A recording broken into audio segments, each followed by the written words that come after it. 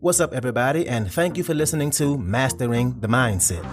My name is Dariusdotch, and I'm an actor, hip-hop artist, and fitness and life coach. And I'm here to personally help you train and improve your mindset so that you can, 1, become the best version of yourself mentally, and 2, gain focus and motivation to be able to take action and achieve the success in life that you want and deserve. Before we get started, please like and subscribe to my channel, and at the end of this episode, if you liked it, please share it with a friend or loved one or someone who would benefit from hearing this message. I'm so glad you're here, and I'm ready to go on this journey with you, and that journey begins now.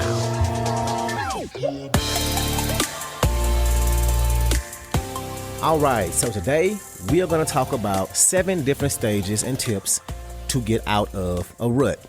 And this is definitely a topic I've talked about in the past, but it's a topic that needs to be talked about often because no matter what, at some point in time, we're going to find ourselves in some kind of rut.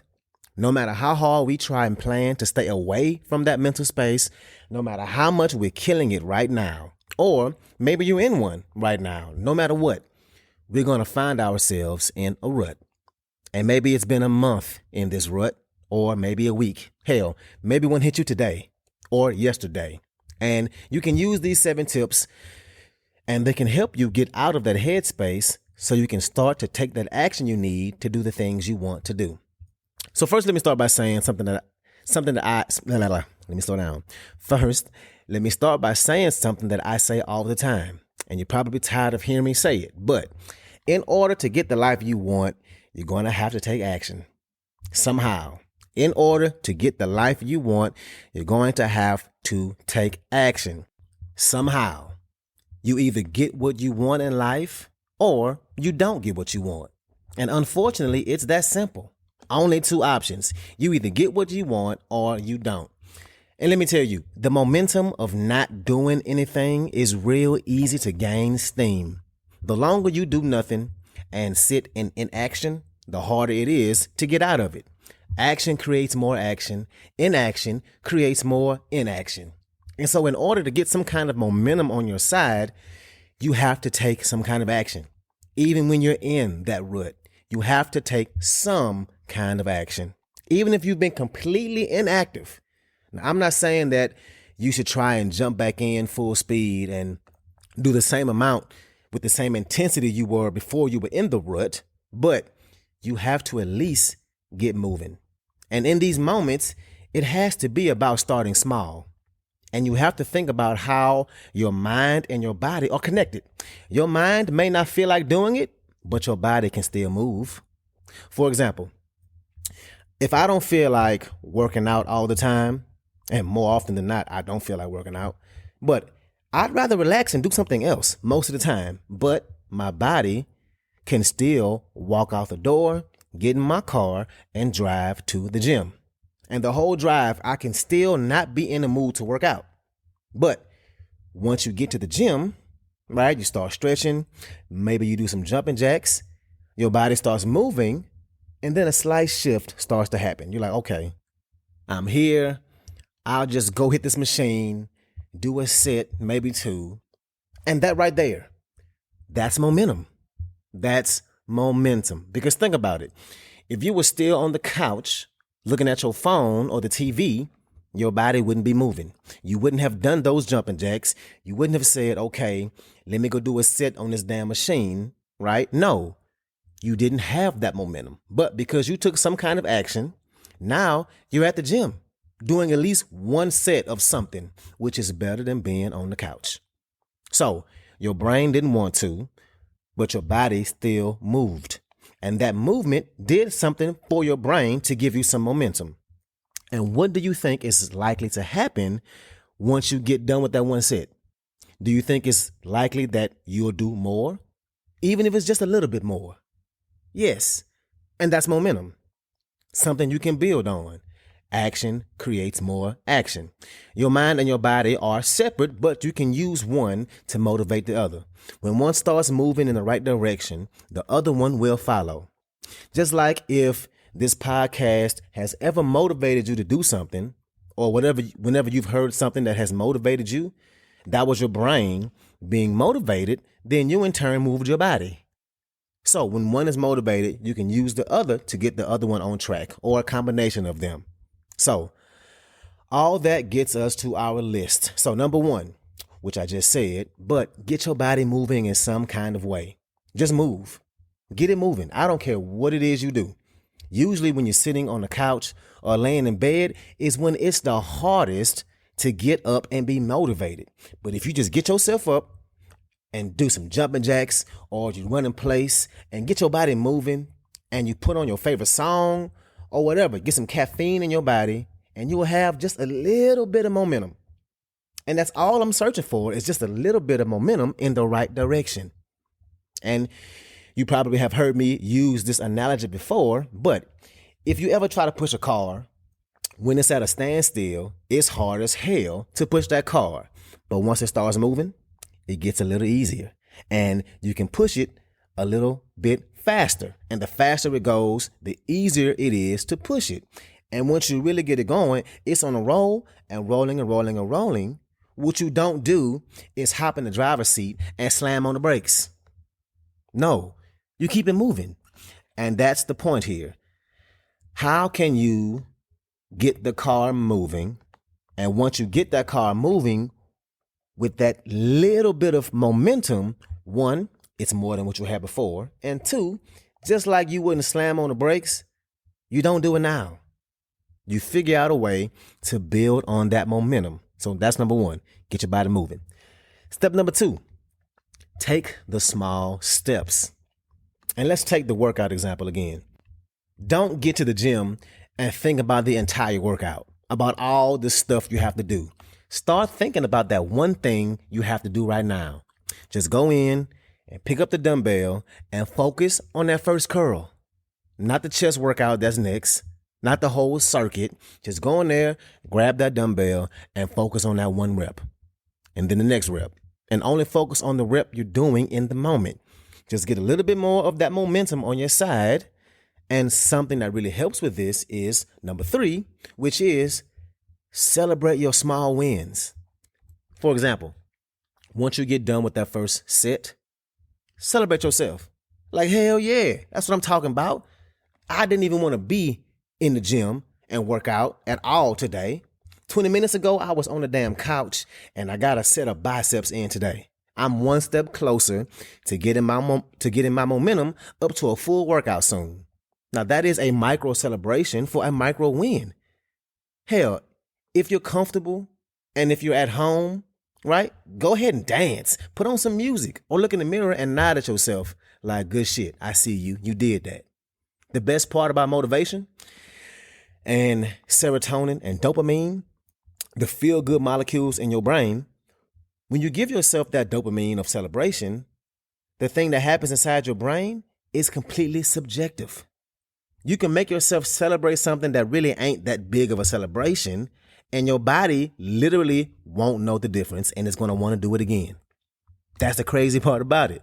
So after you, number one, get your body moving, do some jumping jacks or shake your limbs and jump up and down, and you two, take small steps. Okay, I'm going to do one curl.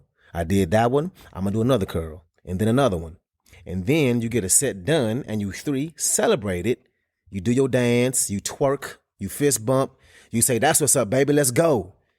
I didn't want to show up today for myself, and look at me. I'm here. I got a whole set done. And your brain, when you start to celebrate yourself, your brain is going to release that dopamine and you'll feel good about it and you're going to want to do it again. And that is momentum in itself. So that's number three. Celebrate the small wins. What's up, what's up, what's up? I want to take a quick moment to say thank you so much for listening to this episode, and to also let you know that this podcast is 100% donation driven, which means it's completely funded by you, the listener. So if you like the content I have to offer, I would love it if you can make a donation and you get to pick the amount. I left links in the description of the video as well as my homepage. You can choose which way benefits you the best to donate. And if you need more options, please feel free to email me at dariusdotch@gmail.com. That's dariusdotch@gmail.com. Again, thank you so much for being here, and let's get back to it. Step 4. And look, It's so simple, but it can be so damn hard. But put your phone away. Put it in a completely different room if you have to. And this is something that I should get better at, or I need to get better at. I'm working on it, but turn it off. Put it in another room. Put it on airplane mode. Whatever you have to do. Your brain will constantly go to your phone. You can get stuck in that electronic spiral down because you're going to get real bored. What's going to happen is you're going to get real bored and you're going to want something to do. And that's the funny part about it. After not having your phone and sitting around, you're going to want something to do. And this is the perfect time to do step 1. Get your body moving. Then take some kind of action. And that's number 4. Turn off your phone. Put it away. Put it on airplane mode. Something. Just get away from it. Number 5 is to focus on the next 60 seconds. Because in this moment, you could be like, okay, what do I have to do for the next hour to get me closer to what I want? No. I want you to only focus on the next 60 seconds. What can I do right now for 60 seconds to get the needle moving? What can I do in this workout for the next 60 seconds? What can I focus on for the next 60 seconds? That's it. Just 60. And then after that, do it again. Focus on what you're going to do for the next 60 seconds. Is it the same thing? Cool. Keep doing it. Focus on that and nothing else for the next 60 seconds. And you repeat this and make sure that for 60 seconds, just 60, all your focus and attention is on that one thing. So that's number 5. And number 6 is to ride the momentum. Once you notice it, celebrate it, feel it, be happy about it, and understand that you're going to try and keep it going. That you're here at step 6 and you're winning. You got some momentum. Hell yeah, let's keep it going. Now, it's real easy to finish a workout when you only got one set of the whole workout left. Why? Because you got all that momentum on your side. Another example I like to use is if I roll a bowling ball down a hill, the closer you are to the top of the hill, the easier it is to stop the bowling ball, right? At 2 feet, it's easy to stop. But at the bottom of the hill, at the bottom of a 100-foot hill, that bowling ball is going to have way more momentum and you'll need a much stronger force to stop it down there. So when you get that momentum, you got to first notice it. Tell yourself, okay, I got it. And I got to keep going, keep working. So when you notice it, ride it. And number 7 is to get around other people or get other people involved. You ever take a group gym class? The energy and motivation you get, not only from the trainer, but by being around other people doing the same thing you're doing, around people working towards the same goal you have, that's going to give you a boost. So how can you get people involved or people around you? Are you working towards starting a small business or starting a business in general? How can you link with other people who have a business? How can you be around them and get inspired by them? Like right now, for example, my music has kind of been taking a back seat to everything else I got going on. 1, because I'm busy. 2, I myself have been in a rut. I haven't been motivated to go through all the headaches of mixing and recording myself and putting in all the hours it takes, right? But now I'm in rehearsal, or we actually just opened the show. And one of the actors also does music. And just by being around him and me knowing that he knows I do music is making me want to do it at the very least. At the very least, it makes me want to do something. Because in a sense, he's holding me accountable without even knowing it. And not to mention, I'm just inspired by him and excited to work with him. So y'all will be the first to hear this, but he is starring in a TV series that's being released this week. And the TV series is on BET. Y'all, he is starring in a show on BET, and he's dope with his music, and he's teaching me everything he knows. And so we're going to do some music together, which will be huge for my career. So I'm definitely motivated by that. But because I'm around him, it's motivating me to get my ass in the lab and get things moving. So 1, how can you be around people? And 2, how can you get people involved? Who can you tell your goals to that's going to check in on you from time to time? Somebody you know will hold you accountable. Those people are important. And if you tell people who you're close with, it's going to give you a little motivation to at least get something done, because you know you're going to see them soon, or they're going to call and ask you about that project. Again, ways to help you get out of that rut. So let's do a quick recap. Number 1, get your body moving. Action creates more action. Inaction creates more inaction. 2, take small steps. Not the whole project. Focus on what's immediately in front of you. 3, celebrate small wins. Give your brain that dopamine. Your body is going to want more. 4, put the damn phone away. 5, focus on the next 60 seconds. What are you going to do for the next 60 seconds? And focus on that one thing only, then repeat it over and over again. 6, ride your momentum. Recognize it and ride it. Don't slam on the brakes. And 7, get around people and involve people. Put yourself in a position that you'll have to be held accountable somehow. So that's it. And I really think these steps and tips are very useful and will help, because like I said, we've all been there. We're all going to be there again at some point. So the best thing to do is to be prepared for it, so you're not stuck in it for longer than you need to be. So that's what I got for you today. If you like this episode, please share it with somebody that can benefit from this, somebody who is a friend or a family member, somebody who has goals and is trying to improve their lives. So thank you again, and let's get it in.